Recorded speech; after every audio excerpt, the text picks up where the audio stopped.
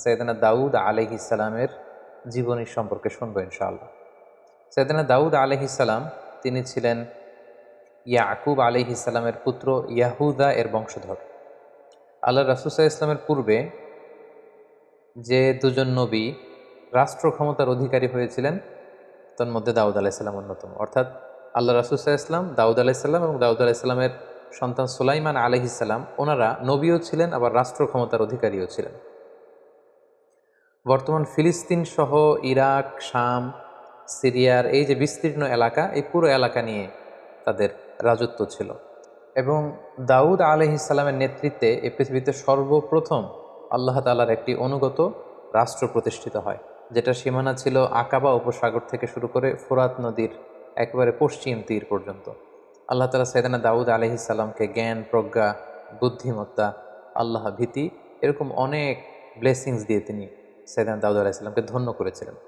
দাউদ আলাইহিস সালামকে বনি ইসরাইলের লোকেরা তাদের কিং বানিয়েছিল। তিনি নবীও ছিলেন, আবার অ্যাট দ্য সেম টাইম তিনি রাজাও ছিলেন।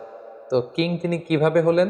এই ঘটনাটা ঘটেছিল তালুত বাদশার নেতৃত্বে। দাউদ আলাইহিস সালাম যখন জালুতকে হত্যা করলো, তখন তালুত বাদশার পরবর্তীতে সাইয়েদনা দাউদ আলাইহিস সালাম বনি ইসরাইলের কিং বা রাজা হয়ে গেলেন। এই ঘটনাটি কিভাবে ঘটলো সেটা বুঝতে হলে আমাদেরকে জানতে হবে যে তালুতকে, তালুত কিভাবে বাদশাহ হলো।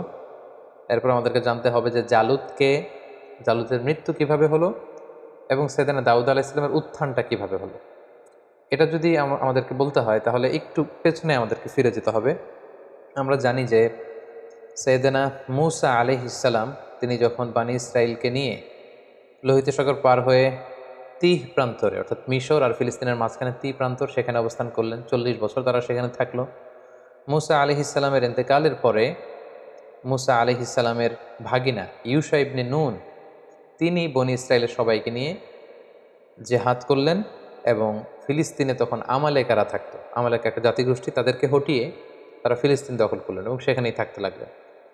এবং সেখানেই তারা দীর্ঘদিন থাকার পরে পুনরায় যখন তারা বিলাসিতায় গা ভাসিয়ে দিল, আল্লাহর পাঠানো বিধানকে তারা অমান্য করতে শুরু করলো, নাফরমানি শুরু করে দিল, আল্লাহ তাআলা আবার আমালিকাদেরকে তাদের উপর চাপিয়ে দিলেন। আমালিকেরা বিজয় লাভ করলো, বনি ইসরাইল ছিন্ন বিচ্ছিন্ন হয়ে বিভিন্ন দিকে চলে গেল। এভাবে বনি ইসরাইলের লোকেরা আবার পৃথিবীতে একটা নিগৃহীত হয়ে বহুদিন তারা কাটাতে লাগলো এভাবে। এরপর শামুইল আলাইহিস সালাম নামে একজন নবীকে আল্লাহ তাআলা বনি ইসরাইলের কাছে পাঠান। ওনার সময়কালে বনি ইসরাইলের মধ্যে আবার সংগঠিত হওয়ার একটা প্রবণতা তৈরি হয়। তাদের মধ্যে কিছু আল্লাহওয়ালা লোক শামুইল আলাইহিস সালামের কাছে আসলেন। তখন শামুইল আলাইহিস সালাম অত্যন্ত বৃদ্ধ, এবং যে বললেন, হে আল্লাহর নবী, আমরা বনি ইসরাইল আমরা আর কতদিন এই পৃথিবীতে নিগৃহীত থাকব? আপনি আল্লাহ তাআলার কাছে বলেন যে তিনি আমাদেরকে যেন আমাদের জন্য একজন রাজা পাঠান, মালিক। কারণ তখন আমালেকা গোত্রের রাজার নাম ছিল জালুত, তারা ছিল মুশরিক, আর বনি ইসরাইলটা ছিল মুমিন। তো তারা বলল, হে আল্লাহর নবী, আপনি একজন রাজা আল্লাহ তাআলাকে বলেন তিনি যেন আমাদের জন্য পাঠান, ওই রাজার নেতৃত্বে, মালিকের নেতৃত্বে আমরা জেহাদ করব।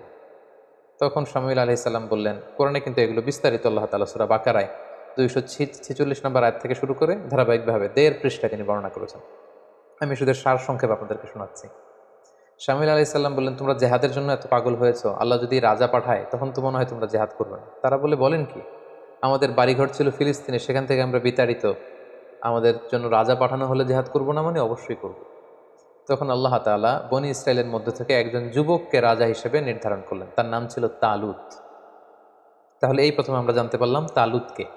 তালুত হচ্ছে বনি ইসরাইলদের মধ্যে থেকে একজন যুবক, আল্লাহ তাআলা তাকে রাজা করে পাঠালেন। কিন্তু বনি ইসরাইলের লোকদের স্বভাব আমরা সাইয়েদনা মূসা আলাইহিস সালামের পর্বে শুনেছি যে তারা একের পর এক শুধু প্রশ্ন করে, গোয়াট তুমি করে, আল্লাহর বিধানকে লঙ্ঘন করে। তারা বলতে আরম্ভ করলো, এই তালুত কেন বাদশাহ হবে? সে তো আমাদের মতো সাধারণ মানুষ, তার না আছে অর্থ সম্পদ, না আছে সামাজিক প্রতিপত্তি, কিচ্ছু নেই। তখন শামুইল আলাইহিস সালাম বললেন, না, আল্লাহ তাআলা তাকেই তো রাজা বানিয়ে পাঠিয়েছেন, তাকে আল্লাহ তাআলা দেহে শক্তি দিয়েছেন, তাকে জ্ঞান দিয়েছেন, সেই তোমাদের বাদশাহ হবে। বনি ইসরাইলের লোকেরা এখানে বাদশাহ তো, তারা বলল, না, আল্লাহ তাআলা যে ওনাকেই আমাদের বাদশাহ বানিয়ে পাঠিয়েছেন তার প্রমাণ কি? আমরা মুআজিজা দেখতে চাই। তখন আল্লাহ তাআলা মুআজিজা হিসেবে তাবুত পাঠালেন। তাবুত হচ্ছে এ উডেন বক্স, কাঠের তৈরি বিশাল একটা বাক্স ছিল, যেখানে মূসা আলাইহিস সালামের যে সেই লাঠি, যে লাঠি ফেলে দিলে এটা সাপ হয়ে যেত, সেই লাঠি সংরক্ষিত ছিল। বাকিয়াতুম মিন আলি মূসা ওয়া আলি হারুন, মূসা আলাইহিস সালামের জামা সংরক্ষিত ছিল, তাওরাতের কিছু ফলক সংরক্ষিত ছিল। এই বাক্স নিয়ে মূসা আলাইহিস সালাম সবসময় যুদ্ধের সময় সামনে রাখতেন। এই বাক্সের কারণে আল্লাহ তাআলা একটা সাকিনা, একটা মার্সি, ব্লেসিংস, একটা কুলনেস বনী ইসরায়েলের মধ্যে তিনি ঢেলে দিতেন, ফলে বনী ইসরায়েলের লোকেরা যুদ্ধের ময়দান থেকে পালাতো না। একই ঘটনা ঘটেছে ইউশা ইবনে নুনের সময়কালে। তিনি যখন জেহাদ করেছিলেন তখন এই বাক্সটাকে সামনে রাখতেন। এই বাক্স সামনে রাখলেই বনী ইসরায়েলরা জিতে যায়, হেরে যায় শত্রুপক্ষ। কিন্তু আমালেকার ওরা যখন জয়লাভ করলো তখন তারা এই বাক্সটাকে ছিনিয়ে নিল, যেটাকে কোরআনে বলা হয়েছে তাবুত, এই উডেন বক্স, এটা কাঠের বাক্স। তখন আল্লাহ তাআলা আমালেকার যেই শহরে, যেই জায়গাতে বাক্সটা রাখা হয়েছিল সেখানে মহামারী ছড়িয়ে দিলেন। আমালেকার লোকেরা এই বাক্সকে অন্য শহরে পাঠালো, সেখানেও মহামারী। এই বাক্স যেখানে যায় সেখানে মহামারী। তারা তখন সিদ্ধান্ত নিল, জালুত বাদশাহ সিদ্ধান্ত নিল যে এই বাক্স যেহেতু আমাদের না, এটা বনি ইসরায়েলদের বাক্স, ওদের বাক্স ওদের কাছে পাঠাও। গরুর গাড়িতে করে তারা বাক্স হাঁকিয়ে পাঠিয়ে দিল বনি ইসরায়েলের এলাকার দিকে। তখন আল্লাহ তাআলা বনি ইসরায়েলের লোকদেরকে বললেন, তোমরা মুআজিজা দেখতে চেয়েছিলে, যে আমি যে তালুতকে তোমাদের কিং বানিয়ে, রাজা বানিয়ে যে পাঠিয়েছি, তোমরা প্রমাণ চেয়েছো। তোমরা সবাই এখন তালুতের বাড়িতে যাও, এবং তালুতের বাড়িতে যেই তোমরা দেখবে যে সেখানে সেই তাবুত, সেই উডেন বক্স সেখানে পাওয়া যাবে। শামুয়েল আলাইহিস সালামের সাথে করে সব বনি ইসরায়েলের লোকেরা এবার তাদের এলাকার সে যুবক, নওজোয়ান, শক্তিশালী পুরুষ তালুতের বাড়িতে যেয়ে দেখে কি আশ্চর্য কাণ্ড, কি আজীব ব্যাপার। সেই যে ঐতিহ্যবাহী তাদের যে বনি ইসরায়েলের যে তাবুত, উডেন বক্স, যেটার মধ্যে নবী মুসা আলাইহিস সালামের ব্যবহৃত জিনিসপত্র, লাঠি, তাওরাতের ফলক, তাদের কিতাব, মুসা আলাইহিস সালামের জামা কাপড় পাগড়ি, এগুলো তারা এটা দেখে তো আবেগে আপ্লুত হয়ে গেল, এবং তারা এই মুআজিজা দেখে বনি ইসরায়েলের সবাই মেনে নিল যে আল্লাহ তাআলা যেহেতু তালুতকে কিং বানিয়ে পাঠিয়েছেন, আমরা তালুতকেই মেনে নিব। তখন বনি ইসরায়েলের সবাই তালুতকে তাদের সম্রাট বা তাদের কিং হিসেবে মেনে নিল। তাহলে সম্মানিত সুধী, এ পর্যায়ে আমরা বুঝতে পারলাম যে তালুত হচ্ছে বনি ইসরায়েলের কিং, অর্থাৎ বনি ইসরায়েলের তারা তখন মুসলিম ছিল, মুসলিমদের কিং হচ্ছে তালুত।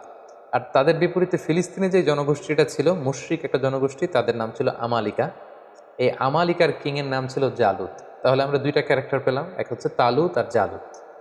সূরাতুল বাকারার শেষের দিকে 246 নম্বর আয়াত থেকে শুরু করে এই তালুত বাদশাহ, জালুত বাদশার কথা কিন্তু আল্লাহ তাআলা সেখানে উল্লেখ করেছেন। তাহলে এখন আমরা একটা ভয়ঙ্কর রক্তক্ষয়ী যুদ্ধ দেখব তালুত আর জালুতের মধ্যে। আমাদেরকে মনে রাখতে হবে যে তালুত হচ্ছে মুসলিম বাদশাহ আর জালুত হচ্ছে মুশরিক বাদশাহ। তালুত হচ্ছে বনি ইসরায়েলদের কিং, আর জালুত হচ্ছে আমালেকা, যে জনগোষ্ঠীটা ছিল মুশরিক, তাদের কিং। তালুত বাদশাহ তখন বনি ইসরায়েলের মুমিনদেরকে নিয়ে বিশাল বাহিনী নিয়ে, কোনো কোনো তাফসিরে এসেছে প্রায় 80,000 সৈন্য নিয়ে, তিনি তখন জর্ডান রিভার ক্রস করতে আরম্ভ করলেন। যেই জর্ডান রিভারের পশ্চিম দিকে এখন ওয়েস্ট ব্যাংক আছে, পশ্চিম তীর বলা হয়, এবং জর্ডান নদীর পশ্চিম পারে এই এলাকাটি অবস্থিত বলেই এটাকে ওয়েস্ট ব্যাংক বা পশ্চিম তীর আদ-দিফা আল-গারবিয়া হিসেবে এটাকে নামকরণ করা হয়েছে। তো জর্ডান রিভার যখন তারা ক্রস করে শত্রু এলাকার দিকে যাচ্ছিলেন, তখন তালুত বাদশাহ বললেন, তোমাদের জন্য আমার ঘোষণা হলো, কেউ এই জর্ডান নদীর পানি পান করতে পারবে না, যতই তৃষ্ণার্ত হয়। এখান থেকে পানি পান করলেই কিন্তু তোমরা যুদ্ধের ময়দানে হেরে যাবে।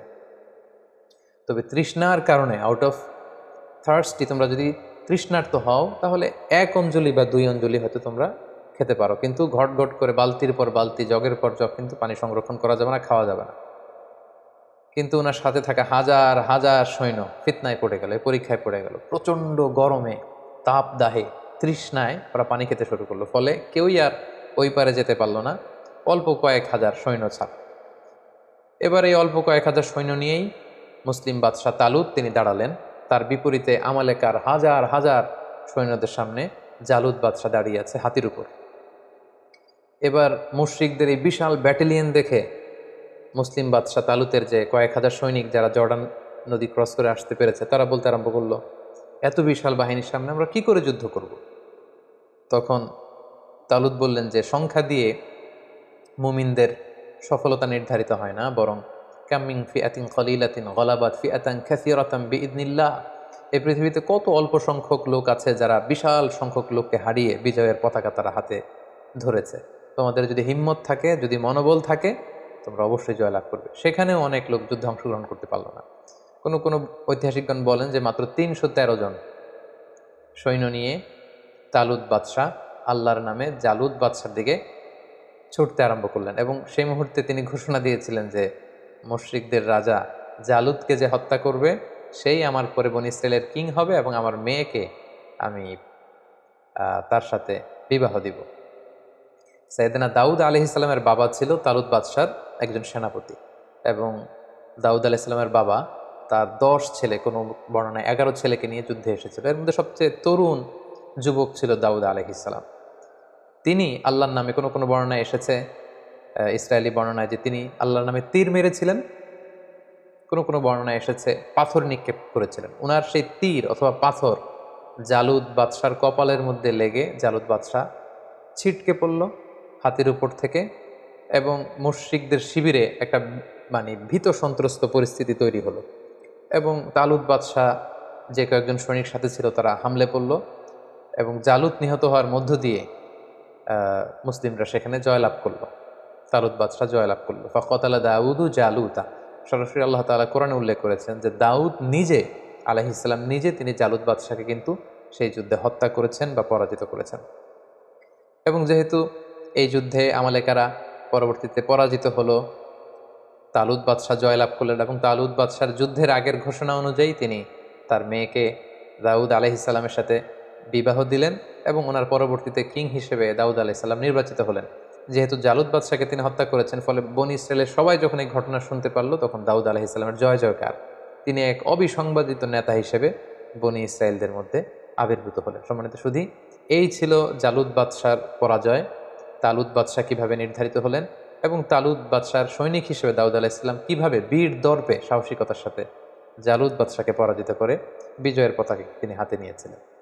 সম্মানিত সুধী, ঠিক এভাবেই সাইয়েদুনা দাউদ আলাইহিসসালামের উত্থান ঘটেছিল, এবং তিনি সম্মুখ যুদ্ধে সরাসরি জালুতকে পরাজিত করে তিনি ওনার সামরিক শক্তি তিনি প্রকাশ করেছিলেন, এবং বনী ইসরায়েলদের মধ্যে তিনি প্রশংসিত হয়েছিলেন। তালুত বাদশার পরে সাইয়েদনা দাউদ আলাইহিসসালাম যখন বনী ইসরায়েলের কিং বা রাজা হিসেবে তিনি দায়িত্ব গ্রহণ করলেন, তিনি এই রাজত্ব পেয়ে, কিংডম পেয়েও তিনি সবসময় সাদাসিধে জীবনযাপন করেছেন। তো এই বুখারী মুসলিমের হাদিস থেকে আমরা জানি যে তিনি দিনের বেলা রোজা রাখতেন, রাতে তাহাজ্জুদ পড়তেন, এবং খুবই সিম্পল লাইফ তিনি লিড করতেন। ওনার ব্যাপারে আল্লাহ তাআলা কোরআনের বিভিন্ন সূরাতে বিভিন্ন আয়াতে উল্লেখ করেছেন। আল্লাহ তাআলা বলছেন, ওয়াযকুর আবাদানা দাউদা যাল আইদি ইন্নাহু আওয়াব। সূরাতুস সাদে আল্লাহ তাআলা বলছেন যে, হে নবী, আপনি দাউদের কথা কোরআনে উল্লেখ করুন, সে ছিল যাল আইদ, শক্তিশালী, আল্লাহর আইন বাস্তবায়নে শক্তিশালী ছিল। ইন্নাহু আওয়াব, তিনি আল্লাহমুখী ছিলেন, সবসময় আল্লাহমুখী থাকতেন। সূরাতুন নামলের 15 নম্বর আয়াতে আল্লাহ তাআলা বলেন, ওয়ালাকাদ আতাইনা দাউদা ওয়া সুলাইমানা ইলমা। আমি আমার নবী দাউদকে এবং সুলাইমানকে উভয়কে জ্ঞান দিয়েছি। I placed them with knowledge. সূরা সাবার 10 নম্বর আয়াতে আল্লাহ তাআলা বলেন, ওয়ালাকাদ আতাইনা দাউদা মিন্না ফাদলা। আমি দাউদকে আমার পক্ষ থেকে বিশেষ অনুগ্রহ আমি দান করেছি। সূরাতুস সাদের 20 নম্বর আয়াতে আল্লাহ তাআলা বলেন, ওয়া শাদাদনা মুলকা। আমি দাউদের কিংডম, সালতানাতকে মজবুত করেছি। ওয়া আতাইনাহুল হিকমা। আমি তাকে উইজডম দিয়েছি, প্রজ্ঞা দিয়েছি। ওয়া ফাসলাল খিতাব। আর তাকে আমি বিচার কার্যের ফায়সালা কি করে দিতে হয় সেই জ্ঞান আমি দান করেছি। সূরাতুস সাদের 26 নম্বর আয়াতে আল্লাহ তাআলা ইরশাদ করছেন, ইয়া দাউদ ইন্না জাআলনাকা খলিফাতান ফিল আরদ। হে দাউদ, আমি আমার বিশেষ অনুগ্রহে তোমাকে এই জামিনের খলিফা বানিয়েছি। তুমি হচ্ছে এই পৃথিবীর খলিফা, খলিফাতুল্লাহ ফিল আরদ, পৃথিবীতে আল্লাহর খলিফা। ফাহকুম বাইনান নাস বিল হক। মানুষের মাঝে সত্য সহকারে যথাযথভাবে তুমি বিচার কার্যের ফায়সালা করো। ওয়ালা তাত্তাবিউল হাওয়া। হে দাউদ, তুমি প্রবৃত্তির অনুসরণ করো না। ফায়ুদিল্লাকা আন সাবিলিল্লাহ। প্রবৃত্তির অনুসরণ যদি করো, তাহলে এই প্রবৃত্তির অনুসরণ তোমাকে আল্লাহর রাস্তা থেকে বিচ্যুত করে দিবে। এভাবে বিভিন্ন আয়াতে আল্লাহ তাআলা দাউদ আলাইহিস সালামের ব্যাপারে উল্লেখ করেছেন। সাইয়েদনা দাউদ আলাইহিস সালামকে আল্লাহ স্পেশাল একটা মুআজিজা দিয়েছিলেন, সেটা হচ্ছে তিনি যদি লোহার মধ্যে হাত লাগাতেন, মুহূর্তেই সেই লোহা গলে নরম হয়ে যেত। অর্থাৎ লোহা নরম হওয়ার মুআজিজা আল্লাহ তাআলা দাউদ আলাইহিস সালামকে দান করেছিলেন। সূরা সাবার 11 নম্বর আয়াতে আল্লাহ তাআলা বলেন, ওয়া আলান্না লাহুল হাদিদ। আমি দাউদের জন্য লোহাকে নরম করে দিয়েছি। এই লোহাকে নরম করে গলিয়ে পিটিয়ে তিনি বিভিন্ন জিনিস বানাতেন। কি বানাতেন সেটা সূরাতুল আম্বিয়ার 80 নম্বর আয়াতে আল্লাহ তাআলা বলছেন যে সাইয়েদনা দাউদ আলাইহিস সালাম বর্ম বানাতেন, আর্মার, সাজোয়া। যুদ্ধের ক্ষেত্রে, যুদ্ধের আক্রমণ থেকে, অ্যাটাক থেকে বাঁচার জন্য যোদ্ধারা যে যুদ্ধস্ত্রাণ পরে, লোহার তৈরি শেকলের বুনন দিয়ে তৈরি যে আর্মার পরে, সাজোয়া পরে, তিনি সেটা বানাতে পারতেন। আল্লাহ তাআলা বলছেন, ওয়া আল্লামনাহু সানাআতা লাবুসিল লাকুম।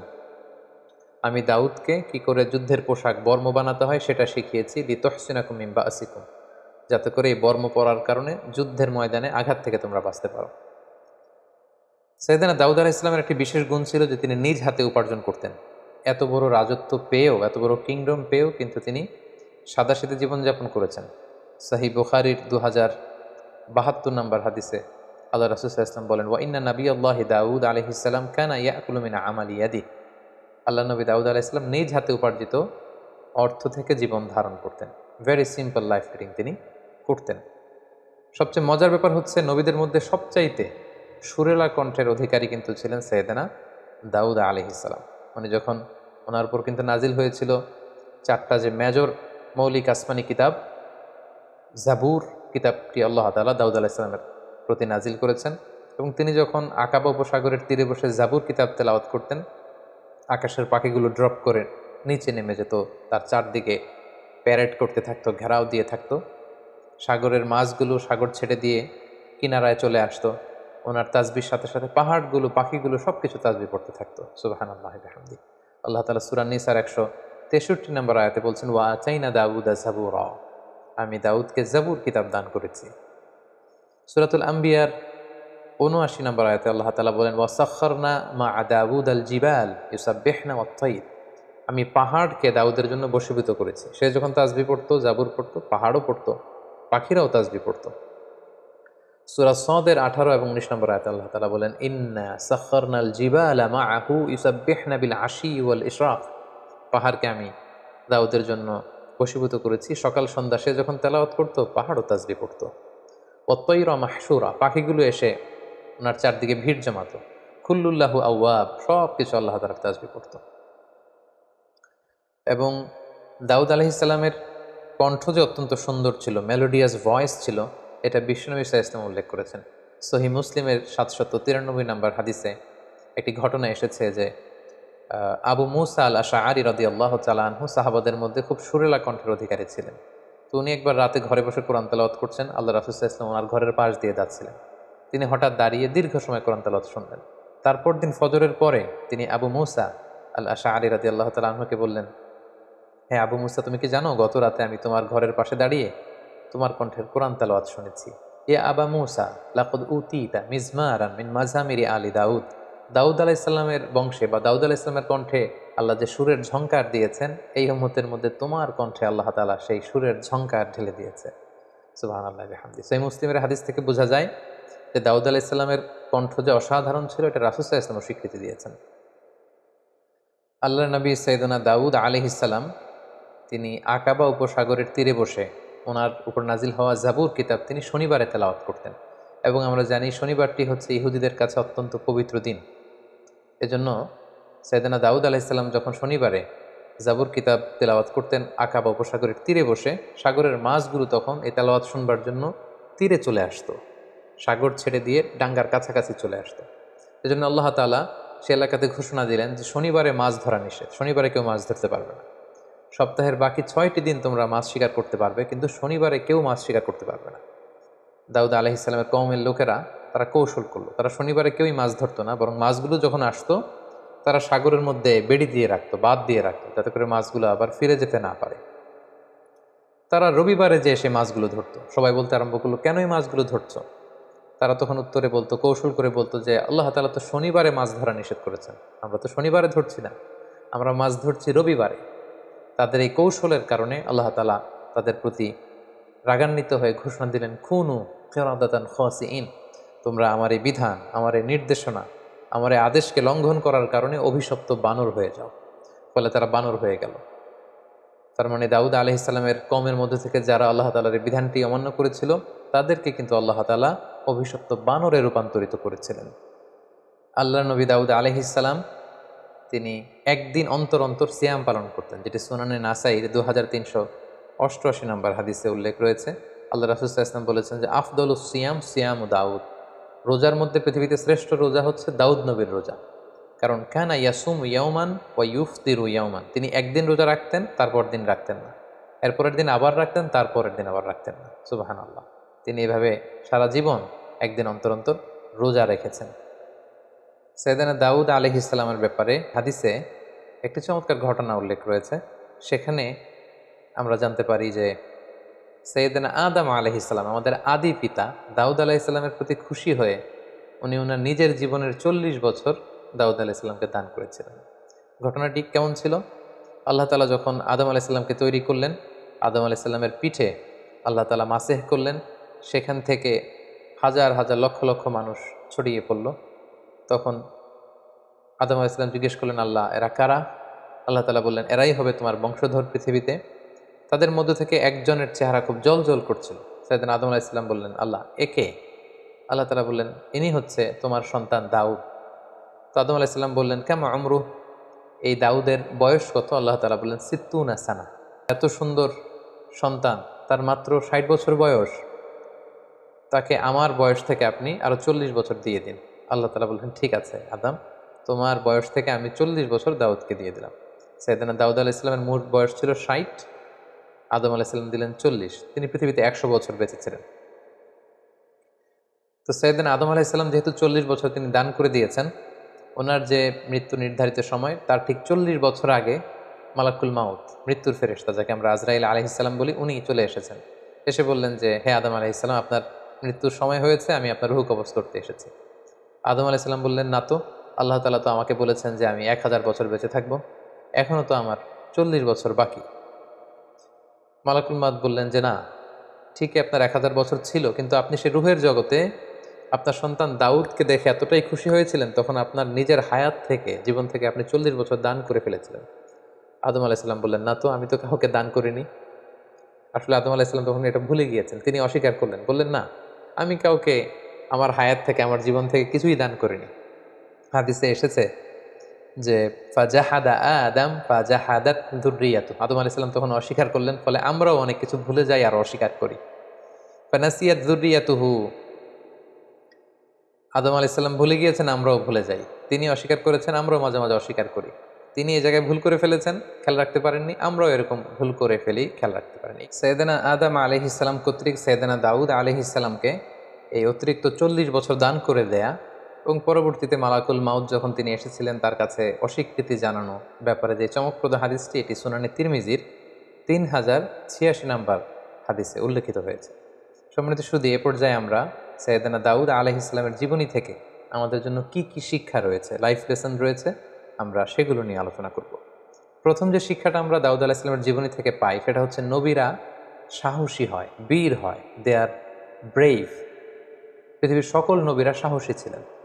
এই পৃথিবীতে এমন কোনো নবী খুঁজে পাওয়া যাবে না যিনি ভীরু ছিলেন, পাওয়া যাবে না, বরং পৃথিবীর সকল নবীরাই সাহসী ছিলেন। আমরা যদি আমাদের নবী বিষ্ণু ঈসা ইসলামের ঘটনা দেখি, দেখব যে তিনি সাহসী ছিলেন। মুসা আলাইহিসসালাম সাহসী ছিলেন। দাউদ আলাইহিসসালামের যে ঘটনাটা, তিনি কিশোর হয়ে, যুবক হয়েও মুশরিকদের প্রতাপশালী বাদশাহ জালুতকে তিনি পরাজিত করেছেন, নিজে হত্যা করেছেন। সুবহানাল্লাহ বিহামদিহি। সো নবীদের জীবনী থেকে বীরত্বের এই শিক্ষাটা কিন্তু আমরা পাই। দ্বিতীয় যে শিক্ষাটা আমরা পাই, সেটা হচ্ছে বিজয়ের জন্য খুব বিশাল সংখ্যক লোকের দরকার নেই। স্বল্প সংখ্যক লোক, তাদের ইফোর্ট যদি খুব মন থেকে হয়, তাদের ডেডিকেশনটা যদি ওই রকম হয়, তাহলে স্বল্প সংখ্যক নিবেদিত প্রাণ দিয়েও কিন্তু অনেক বিরাট কাজ করে ফেলা যায়। যার জ্বলন্ত প্রমাণ হচ্ছে তালুত বাদশার নেতৃত্বে মাত্র 313 জন নিয়ে যে তারা বিশাল এই মুশরিক জালুত বাদশাকে পরাজিত করেছে। কোনো কোনো তাফসিরে এসেছে 80,000 সৈন্য নিয়ে তিনি বনী ইসরায়েল থেকে বের হলেন। জর্ডান নদী ক্রস করতে করতে সেখানে আরও প্রায় 70,000 তারা পানি খেয়ে সেখানে পড়ে রইল। এরপরে যারা ছিল তারা বিশাল বাহিনী দেখে ভীরুতার কারণে সামনে এগোতে পারল না। পরবর্তীতে মাত্র 313 জন নিয়ে তিনি সামনে এগুলেন, এবং আল্লাহ তাআলার মেহেরবানিতে, তাদের ডেডিকেশনের কারণে, তাদের মনোবলের কারণে কিন্তু আল্লাহ তাআলা তাদেরকে বিজয় এনে দিয়েছেন। এবং খুব সুন্দরভাবে আল্লাহ তাআলা কালামুল্লাহ মাজিদে উল্লেখ করেছেন যে কাম্মিং ফিআতিন কলিলাতিন গলাবাত ফিআতান কাসীরাতান বিইذনিল্লাহ। এই পৃথিবীতে এমন অনেক নজির আছে, অনেক ইতিহাস আছে যে অল্প সংখ্যক লোক বিশাল বাহিনীকে পরাজিত করে বিজয় লাভ করেছে। দরকার শুধু দৃঢ় মনোবলের, দরকার শুধু হিম্মতের। সবসময় ইসলামে একটা জিনিস খেয়াল রাখতে হবে যে সংখ্যা দিয়ে সফলতা নির্ধারিত হয় না, বরং সফলতা নির্ধারিত হয় সিনসিয়ারিটি দিয়ে। 3 নম্বর যে শিক্ষাটি আমরা পাই, সেটি হচ্ছে নেতৃত্বের জন্য সুস্বাস্থ্যের দরকার হয়। এটা দাউদ আলাইহিস সালামের ছিল। প্রজ্ঞা, ন্যায়নিষ্ঠা, উন্নত মানের বাগ্মিতার দরকার হয়। তার সবগুলোই কিন্তু যথাযথভাবে সাইয়েদনা দাউদ আলাইহিস সালামের জীবনীতে আমরা খুঁজে পাই। 4 নম্বর যে শিক্ষাটা আমরা পাই, যে তিনি এই combined between revelation and kingdom, আমরা বলেছি পৃথিবীতে সর্বপ্রথম ওনার সময়ই একটি আল্লাহ তাআলার বিধান সম্বলিত একটি রাষ্ট্র তিনি প্রতিষ্ঠা করেছিলেন, যেখানে আল্লাহর বিধান দিয়ে বিচার করা হতো। আল্লাহর আইন দিয়ে ফায়সালা দেয়া হতো, যেখানে আল্লাহ তাআলার বাণী দিয়ে তিনি খলিফাতুল্লাহ ফিল আরদ হিসেবে, তিনি আল্লাহর খলিফা হিসেবে পৃথিবীতে তিনি বিচার কার্যের ফায়সালা দিয়েছেন। অর্থাৎ একদিকে তিনি আল্লাহর কাছ থেকে রেভেলেশন রিসিভ করতেন, ওহি, আবার একদিকে তিনি কিংডম অর্থাৎ রাজত্বের দায়িত্ব দায়ভার কিন্তু তিনি পালন করতেন। তাহলে দুইটা তিনি কম্বাইন করেছেন, তিনি নবীও ছিলেন আবার রাজাও ছিলেন।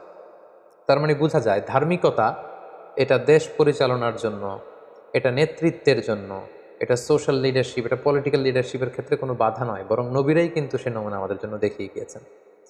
5 নাম্বার যে শিক্ষাটি আমরা পাই সেটা হচ্ছে স্পিরিচুয়ালিটি। আপনি যত ধনী হন না কেন, আপনি যত বড় হন না কেন, আপনার আত্মার খোরাকের জন্য কিন্তু আপনার আধ্যাত্মিকতার দরকার আছে। সাইয়েদনা দাউদ আলাইহিস সালাম তিনি রাজপ্রাসাদে থাকতেন, কিন্তু রাতের বেলা তাহাজ্জুদ পড়তে ভুলে যেতেন না। তিনি রাজত্ব পরিচালনা করতেন, তিনি একদিন অন্তর অন্তর রোজা রাখতে ভুলে যেতেন না। তো এই স্পিরিচুয়ালিটির শিক্ষা কিন্তু আমরা সাইয়েদনা দাউদ আলাইহিস সালামের কাছে পাই। অর্থাৎ আমরা যত ধনী হই না কেন, যত বড় পজিশন হোল্ড করি না কেন, আমাদের আধ্যাত্মিক উন্নয়ন কিন্তু আমাদেরকে সুখের সন্ধান দিবে, প্রশান্তির সন্ধান দিবে। 6 নম্বর যেই ব্যাপারটি আমরা শিখতে পারি সেটা হচ্ছে মেলোডিয়াস ভয়েস। এটা আল্লাহ তাআলার পক্ষ থেকে একটি বড় ব্লেসিং। চমৎকার সুরেলা গলা, সুন্দর কণ্ঠ, এটা কিন্তু আল্লাহ তাআলা সবাইকে দেন না। এ ব্যাপারে সাইয়েদনা দাউদ আলাইহিস সালাম ছিলেন নবীদের মধ্যে স্পেশাল, ইউনিক। ওনার কণ্ঠের মতো কারো কণ্ঠ ছিল না। উনি তেলাওয়াত করলে পাখি চলে আসতো, মাছ চলে আসতো, পশুরা চলে আসতো, পাহাড় তাসবিহ পড়তে থাকতো। সো যাদেরকে আল্লাহ তাআলা এই চমৎকার কণ্ঠ দিয়ে ধন্য করেছেন, তারা যেন এই কণ্ঠটাকে ইসলামের পক্ষে কাজে লাগায়। আমরা যেন আমাদের কণ্ঠটাকে, সুরেলা কণ্ঠকে ইসলামের পক্ষে কোরআন তেলাওয়াত করে, সুন্দর নাশিদ পরিবেশন করে, ইসলামের পক্ষে মানবতার কল্যাণে যেন আমরা আমাদের এই মেলোডিয়াস ভয়েসকে কাজে লাগাতে পারি। সবশেষে 7 নম্বর যে শিক্ষাটি আমরা পাই সেটা হচ্ছে নিজ হাতে উপার্জিত অর্থের চেয়ে শ্রেষ্ঠ অর্থ আর হয় না। যেটা সহিহ বুখারীতে আল্লাহ রাসূল সাল্লাল্লাহু আলাইহি ওয়াসাল্লাম বলেছেন, এবং তিনি বলেছেন আল্লাহ নবী দাউদ আলাইহিস সালাম নিজ হাতে উপার্জিত অর্থ তিনি ভক্ষণ করতেন। তিনি নবী হয়েও, তিনি রাজা হয়েও, তিনি এত বিশাল সাম্রাজ্যের প্রতাপশালী একজন অধিপতি হয়েও তিনি নিজ হাতে উপার্জিত অর্থ থেকে জীবন ধারণ করতেন। এটা থেকে প্রমাণিত হয় যে নবীরা হার্ড ওয়ার্কিং ছিলেন। কারণ আল্লাহ রাসূল সাল্লাল্লাহু আলাইহি সাল্লাম ইরশাদ করেছেন, মা বাআসাল্লাহু নাবিয়্যান ইল্লা রাআল গানাম। এই পৃথিবীতে আল্লাহ এমন কোনো নবী পাঠাননি যারা ছাগল চড়ায়নি। সো সব নবীরা ওনারা পরিশ্রমী ছিলেন, হার্ড ওয়ার্কিং ছিলেন। পরিশ্রম করলে যে লোনা পানি দেহ থেকে বের হয়, সেই লোনা পানিতে জন্ম নেয় সফলতার বীজ। এটাই হচ্ছে নবীদের পয়গাম, এটাই হচ্ছে নবীদের স্লোগান। তাই পরিশ্রমে লজ্জা নেই, কাজে লজ্জা নেই, লজ্জা হচ্ছে অলসতায়। এই বিষয়গুলো কিন্তু আমরা সাইয়েদনা দাউদ আলাইহিস সালামের জীবনী থেকে শিখতে পারি। আল্লাহ তাআলা আমাদের সবাইকে কথাগুলো বুঝার ও সে অনুযায়ী আমল করবার তৌফিক দান করুন। হাযা মা ইনদি ওয়াল ইলমু ইনদাল্লাহ আলাইহি তাওয়াক্কালতু ওয়া ইলাইহি উনীব। ওয়াসসালামু আলাইকুম ওয়া রাহমাতুল্লাহ।